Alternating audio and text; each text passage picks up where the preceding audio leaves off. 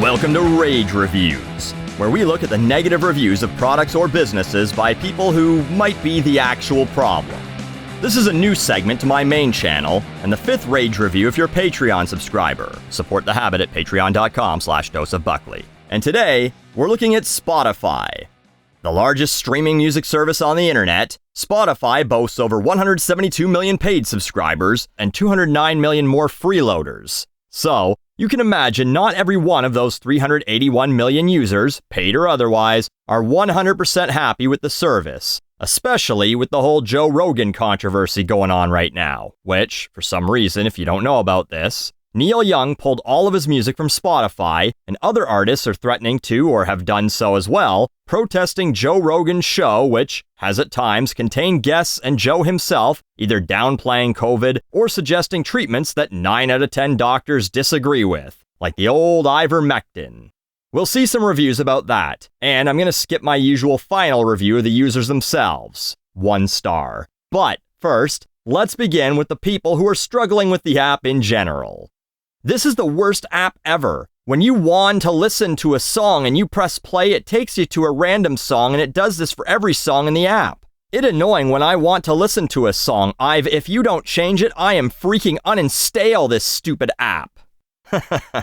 I included this one for the fun spelling mistakes and the empty threat of uninstalling an app when you don't pay jack shit for it. The app itself, at least on Android, is kind of awful for free users. You can't pick songs or have a playlist play in order. I don't really know why, but I have a guess. It's licensing issues. I worked for a streaming music service that was only available to businesses, and the way it worked was, if a customer wanted to listen to a song on demand, the streaming service, us, had to pay the labels more per song than if they were listening passively. So obviously, the company wants to pay less, especially for users that aren't paying anything and generate next to nothing in revenue. You'd probably have to listen to 100 commercials to generate 50 cents for Spotify, maybe. So, uninstall away, my friend. Spotify would rather you cost YouTube more money if you're not going to give them $10 a month. Without paying for this service, it is garage. The ads are endless and they play the same ones over and over, and the doorbell on the McDonald's ad makes my dog crazy. It's really not worth being able to hear a couple songs or part of a podcast, and then you get this jarring, loud, and annoying ad constantly interrupting your listening experience. This kind of sounds like you should be giving 1 star to your dog who, for some reason, can't get used to a doorbell they've heard 1,000 times. Spotify's not regulated the same way as the TV industry is, so they can certainly make ads louder, and they do.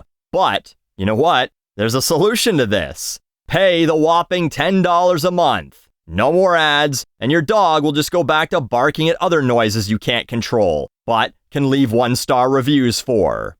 Ford, 1 star. One of your cars drove by our house and my dog heard the engine and started barking. I loved Spotify back when it was strictly music. Then they implemented podcasts that inundated the homepage. But I got over that once I actually started listening to some of them. Now, though, they cram ads in every podcast, even though I pay for premium.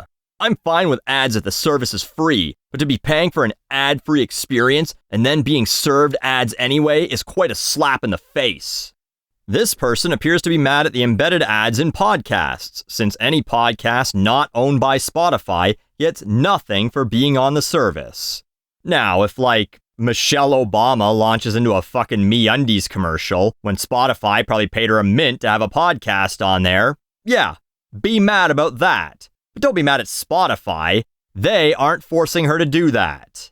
And if you think those little fractions of pennies should be enough to pay to run your favorite true crime podcast listened to by 10,000 people a month, it ain't. Instead, start listening to Bill Burr, where the ads are sometimes funnier than the rest of the show.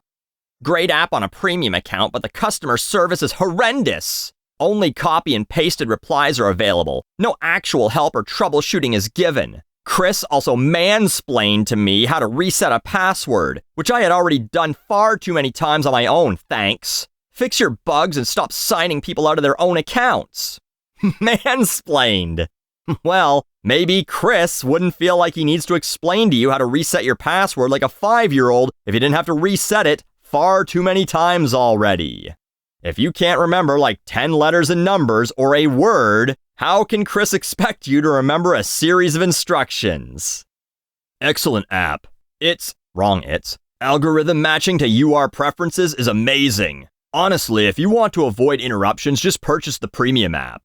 Hey, wait a minute, this one shouldn't be here. Oh, wait.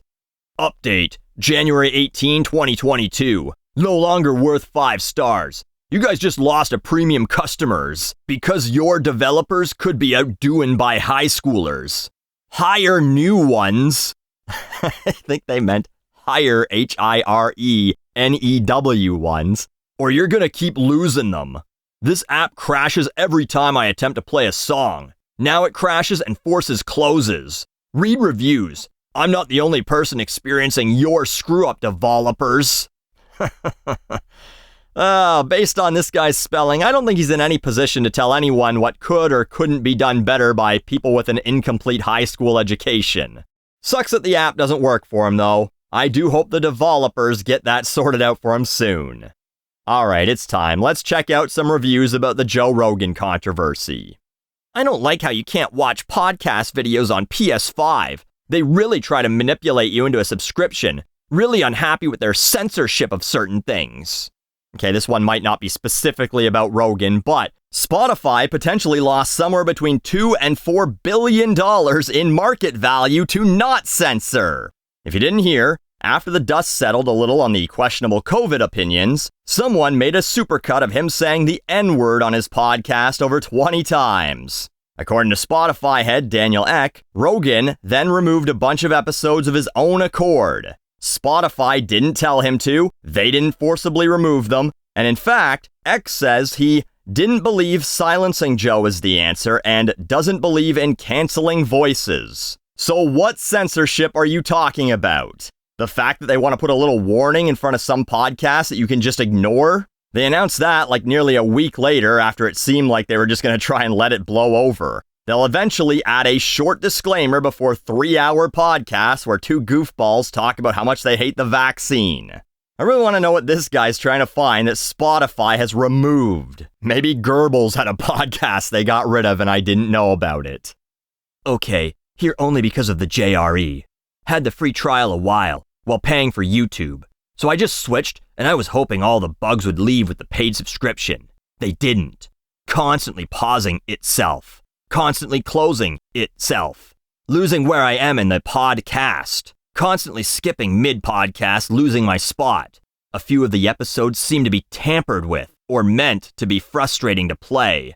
Was trying to play episode 1555 with Alex Jones. Took me a half hour to work. You spent a half an hour on that? Anyway, can you believe the guy who was having trouble trying to play a podcast featuring two conspiracy theorists believes that there was a conspiracy against him not being able to listen to the episode? The guy's internet's probably shitty. Or the app just sucks in general. He admits constantly having trouble with other podcasts, but no, it was the Alex Jones one they were trying to keep him away from. Every platform needs to have better policies that prevent misinformation about critical topics like health-related information. It's a slap in the face to the many who have died as a result or have seen families die. Spotify is complicit in perpetuating misinformation, and that doesn't make me feel comfortable as a consumer. For anyone who doesn't care, go for it. But it's not worth it for me. Plus, it's too pricey now. I have a cheaper membership now on a different platform, and I'm happy with it. I'm standing up for my principles. Also, it costs too much, so I got rid of it. Oh, but also principles. By the way, if you're spending less, that means less is going to the artists you claim to support. I don't know. I get that a guy with a massive audience may have some responsibility. But at the same time, are Spotify complicit in perpetuating the idea that people should go get drunk and piss away all their money at the bar because Katy Perry and Kesha make that sound cool in songs? Spotify does pay every artist to be on there after all. They gave $5 billion to the labels in 2020. Does that mean they endorse every rapper talking about shooting someone? But you know what? This is how freedom works. Artists have the freedom to choose what platform they allow their music to be on. The platforms have the right to choose who can be on their platform. And the customers have the right to choose whether or not to use a platform. There was a song that had a great hook that you could use as an anthem for all this, except, well, it got pulled from Spotify, so you can't listen to it anymore. Changing my review. Disgusted by how they are handling Neil Young's situation. Canceled my premium account today and will be looking for other services. False COVID info is not a matter that should be debated or discussed. It needs to be fixed. Sad to be leaving Spotify after 5 years, but I can't support a company who doesn't take this seriously. So here's my thing on this. What did people think would happen? That they'd choose Neil Young? Neil Young supposedly had 6 million monthly listeners on Spotify. Not bad for sure. Rogan's podcast apparently gets 11 million listeners per episode. And Spotify paid $100 million for it. It's going to take a lot more artists, possibly an entire major label, to say, it's him or us, before Spotify just throws $100 million in the garbage. Now, personally, I don't think they should remove Rogan. I think people need to remember he's a stoner comedian who says shit like, what if aliens though? And who Googles his research, and his audience for some reason mistook that as critical thinking. The problem isn't Rogan. The problem is his audience is dumb. They're taking a guy who used to host a show where you win money by laying in an aquarium full of scorpions seriously. Spotify's fucked no matter what they do with Rogan. Get rid of him, or tell him to stop talking about COVID, people will scream censorship. Put a disclaimer before his podcast and his audience will say, why isn't this on podcasts where they interview people from the CDC or fake Fauci? Do nothing, and maybe they lose a few more artists. And even funnier, watch these people eat their own for minding their own business. Like this person on Twitter. The way Taylor Swift could end Joe Rogan with a single tweet at Spotify? What is the holdup? Yeah, now it's Taylor Swift's fault. I wish people could be brought together by the knowledge that basically, when it comes right down to it, everyone on the internet is a fucking lunatic. This has been Rage Reviews. If these customers are always right, then I'd rather always be wrong.